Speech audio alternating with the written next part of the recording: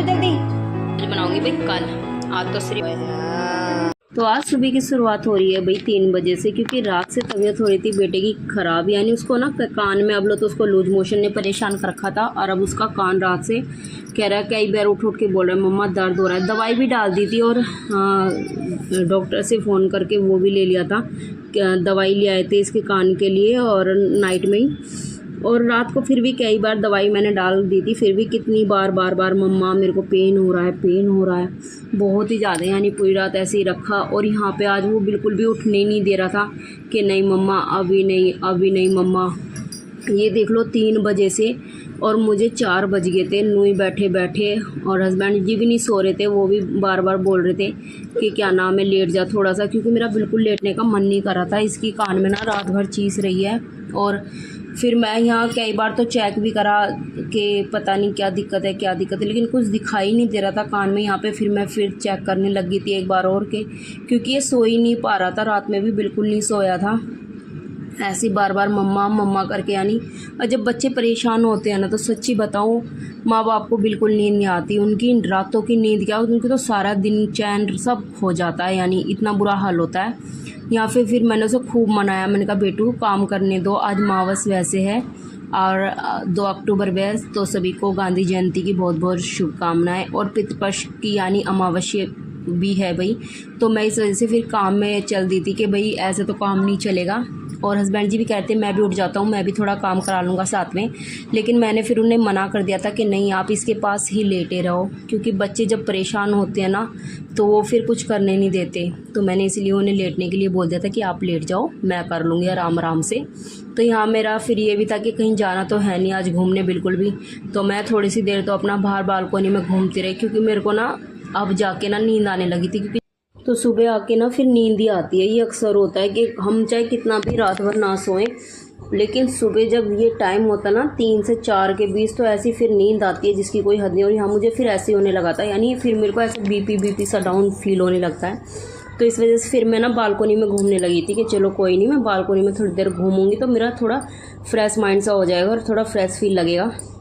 और जब मैं सुबह 4 बजे घूम रही ना, तो बिल्कुल ऐसे सुनसान लग रहा था। देखो आपको मैं दिखा दूँ गली में एकदम कितना शांत माहौल हो रहा है, एकदम बिल्कुल शांत, ऐसे कोई दूर से दूर लोग भी नहीं दिखाई देता, ऐसा हो रहा था। तो यानी ये देख लो सुबह मुझे लगता है कि यहाँ गली में ना शायद मैं ही उठ रही हूँ सबसे पहले, क्योंकि सब सोए पड़े हैं, बिल्कुल भी कोई नहीं दिख रहा। यानी बस एक डॉगी जा रहा था भागा हुआ, बाकी कोई भी नहीं था पूरी उसमें। उसके बाद मैं अपना फिर अंदर की तरफ आने के बाद, यानी थोड़ी देर तो 1-2 वॉक करने के बाद, और फिर मैं अंदर आके ना अपना झाड़ू लगाने लगी थी कि अब धीरे धीरे करूँगी। तो एक तो ना क्योंकि मावश पे होता है ना बहुत चीज़ें बनती है, जैसे खीर, हलवा, सब्जी 2-2 3-3 तरह की, और रोटियाँ, और रोटी भी थोड़ी बहुत नहीं होती हैं भाई, 40-50 रोटी होती हैं। तो इस वजह से मैं अपना थोड़ा लग गई थी कि टाइम से हो जाएगा। तो यहाँ पे एक कमरे में लगाने के बाद झाड़ू, फिर दूसरे में चली गई थी। इस तरह से एक बाय एक इस तरीके से मैं अपना आराम से लग रही थी, ये भी नहीं था। और बीच में यहाँ बेटा ना आवाज़ भी लगा रहा था कि मम्मा आ जाओ। मैं सोच रही थी कि वो सो जाएगा, लेकिन वो बिल्कुल भी नहीं सो रहा था, क्योंकि पता नहीं एक तो कान में ना मैल वगैरह हो जाता ना उससे भी, और एक बच्चे ना कान में फिंगर वगैरह डाल लेते हैं या फिर कुछ भी डाल लेते हैं, तो उनसे भी दिक्कत हो जाती है। और इसका तो ये है कि अब लूज हो रहे थे, तो शायद हमें ये लग रहा है कि अभी उसकी वजह से इसे ऐसा लग रहा हो कि होता ना बहुत सी बार कान में हो, नाक में हो, तो हल्का सा यानी कहीं भी दिक्कत हो तो फिर सारी चीज़ों में ही लगने लगती है।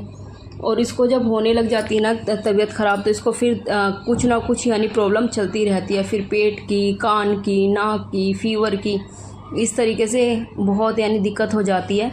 और यहाँ पे भाई मेरी झाड़ू हो गई थी, तो मैं ये सोचती कि मैं साथ के साथ ही ना अपना पोछा भी कर देती हूँ, क्योंकि मैं बिल्कुल भी बैठना नहीं चाहती कि अगर मैं 5 मिनट भी बैठूँगी ना तो टाइम ना ऐसे ही चला जाएगा। और टाइम से चीज़ें हो जाती हैं ना तो सही रहता है, क्योंकि बड़ी मावस है तो टाइम से ही खाना पीना निकलेगा।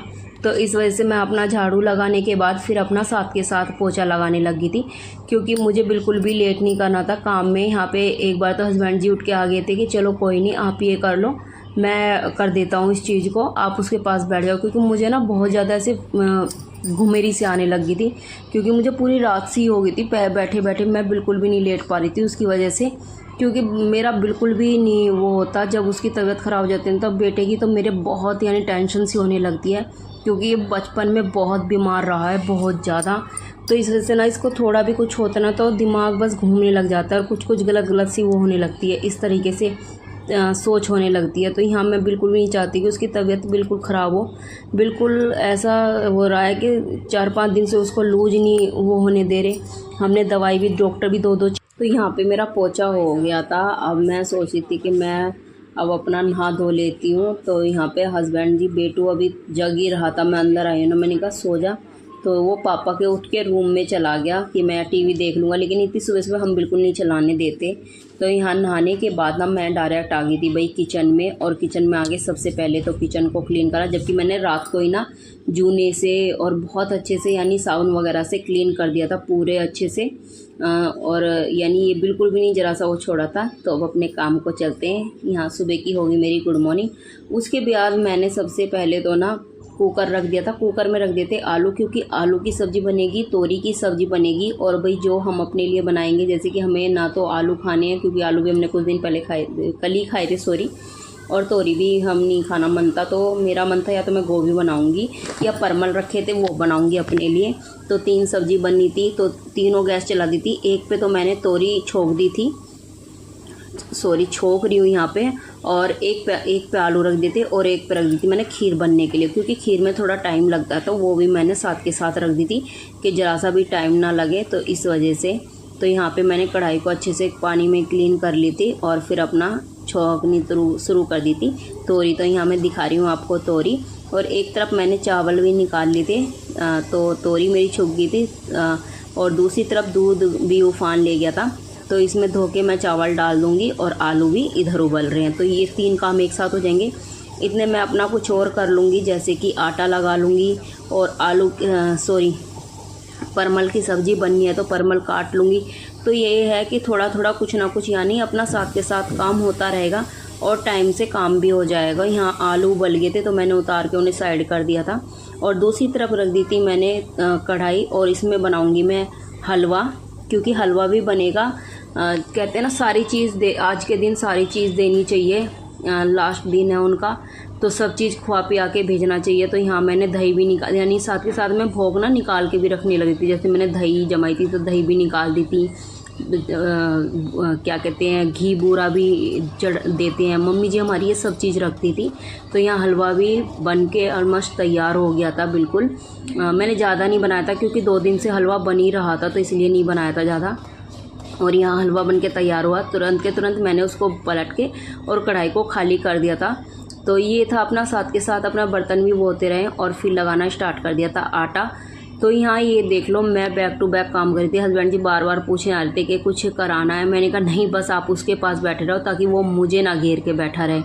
तो यहाँ पे मैंने फिर तोरी की सब्ज़ी बन के रेडी हो गई थी, तो उसको भी पलट के साइड में रखा। यानी सब चीज़ ना मैं एक परात में करके रख दूँगी, और जब पापा जी और सब नहा लेंगे तो अपना साथ के साथ बस एकदम से मावस पूज लेंगे। और यहाँ पे फिर मैंने आलू की सब्ज़ी भी छोंक दी थी, और फिर लग गई थी मैं अपनी चपाती बनाने के लिए। पहले तो ना क्या होता था, जब मावस होती थी ना, मम्मी ना बहुत सारी लोइयाँ बना देती थी मेरे साथ में, अक्सर ऐसे ही करती थी, या तो दीदी या फिर मम्मी ना, मम्मी खासकर होता था। मम्मी का ये रहता कि मुझे ये दे दो मैं ये कर देती हूँ, सब्ज़ी दे दो मैं सब्ज़ी काट देती हूँ। या फिर जैसे अब मावस की बहुत सारी रोटी बनती है, तो वो अक्सर यही करती थी कि ना वो लोई बना के रख देती थी बहुत छोटी छोटी। और मेरे साथ ना ये कोशिश होती थी, जब वो थी ना, तो मैं कितनी भी छोटी रोटी बनाने की कोशिश करूँ, वो बहुत छोटी छोटी सी लोई बनाती थी, लेकिन फिर भी मुझसे बहुत बड़ी रोटी होती। और आज मुझे बिल्कुल अफसोस और रोना भी आया कि आज मैं खुद से बना रही हूँ लोई भी और रोटी भी, तो आज मुझसे बड़ी ही नहीं बन रही रोटी, यानी बहुत छोटी छोटी सी रोटी बनाई थी मैंने।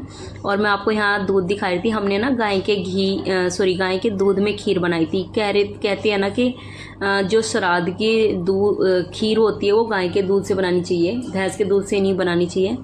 तो मैंने ना पूरे श्राद्ध ना खीर नहीं बनाई थी, इस वजह से कि लास्ट के दिन ही ना गाय के दूध को ही मंगा के हम खीर बना लेंगे। जबकि दूध हमारे काफ़ी आ रहा है, 4 किलो दूध आता है, और दूध ऐसे पीने वाला भी नहीं है कोई, क्योंकि माधव को भी ना बिल्कुल दूध सूट नहीं कर रहा है, उसको तुरंत के तुरंत ना पोटी लग रही है, तो इस वजह से उसे भी दूध नहीं दे रही हूँ मैं बिल्कुल भी। और यहाँ मैं रोटी काउंट कर रही थी कितनी रोटी हो गई, क्योंकि उतनी बनाऊँगी जितनी पूजने के लिए होती है, क्योंकि एक्स्ट्रा नहीं बनानी है बिल्कुल भी। तो यहाँ पे मैं उन्हीं को देख रही थी और मैंने रोटी भी लगभग सारी बन के रेडी हो गई थी। और पापा जी भी नहा लिए थे, पतिदेव जी भी नहा लिए थे, बच्चे भी नहा लिए थे, बस भैया रह रहे थे। और ये आप देख सकते हो कितनी सारी चपातियाँ बनाई थी मैंने। और ये सारा खाना था, जो 2 सब्जी, हलवा, तोरी के पत्ते ले आए थे। और हम लोग ना कमेंट्स करना आप लोगों के यहाँ पे कैसे पूछते हैं। और पापा दूध लेके आए थे फिर बाद में, क्योंकि दूध जब लोग कढ़ा नहीं था, जब हस्बैंड जी गए थे तो उन्होंने बोल दिया था डिब्बी रख के जाओ तब ले जाना, तो फिर पापा जी ले आए थे जाके। और मैंने साथ के साथ ना किचन क्लीन कर दिया था, जो भी यानी पूजने का मावस पे सामान बनाया था, उस बनाने के बाद मैंने तुरंत ही किचन को क्लीन कर दिया। तो अब मैं बाद में ना यहाँ पे पापा जी लग रहे थे और हस्बैंड जी लग रहे थे, सभी उन पे यानी तोरी के पत्तों पे रोटी रख के और सारा सामान रख देंगे। तो हमारे यहाँ पे ना पूरी नहीं बनाते हैं, रोटी बनाते हैं। और क्या नाम है, बच्चे भी आ गए थे पूजने के लिए, तो यहाँ पापा जी ने पूज दिया था, यानी सब ने बारी बारी ना सब ने पूज दिया था इस तरीके से।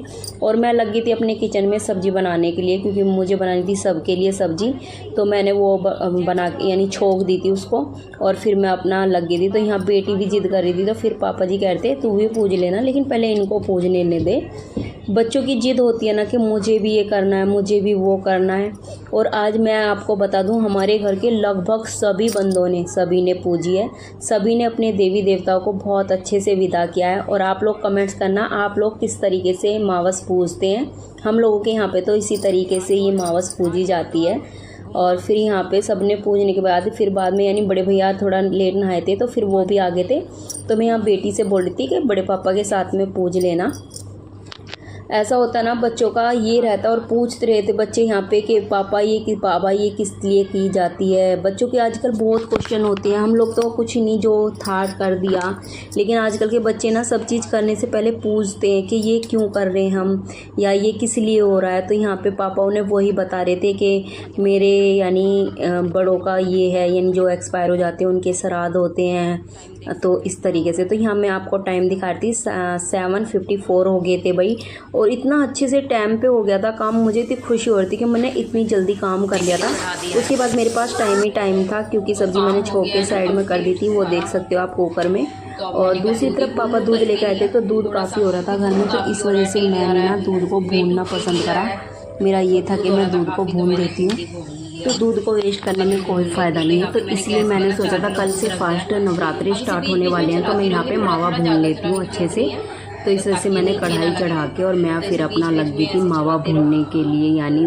और ये देख लो, मुझे बिल्कुल भी यकीन नहीं होता, मैंने क्योंकि शादी से पहले ऐसा कुछ भी काम नहीं किया है, लेकिन अब मुझे बिल्कुल भी थोड़ा सा भी वो नहीं लगता कि ये काम नहीं किया है मैंने तो मुझसे नहीं होगा। नहीं, मैं सब कर लेती हूँ।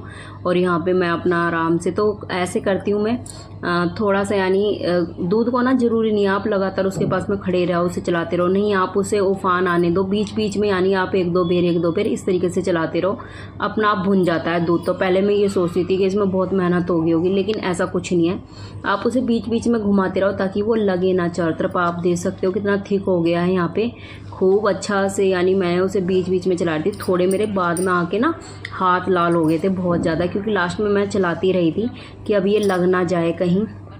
और मैं यहाँ समझ में भी नहीं आता मैं क्या बनाऊंगी, बस मैं भूनने में तो लगी थी। फिर मैंने सोचा था, तभी एकदम ना सब्जी वाला भैया आ गया था कि ना घी की लोज बनाती हूँ, तो यहाँ काफ़ी अच्छा खासा भुन गया था और काफ़ी 1 किलो सारा मावा लिकड़ा है। और ये मैंने घी ले लिए थे कि कल मैं ना लोज बनाऊँगी, क्योंकि कल मेरे पास टाइम ही टाइम होगा, तो इस वजह से आपको मैं यहाँ हाथ दिखा रही थी। अगर आपको ये ब्लॉग अच्छा लगा तो प्लीज़ वीडियो को लाइक शेयर सब्सक्राइब।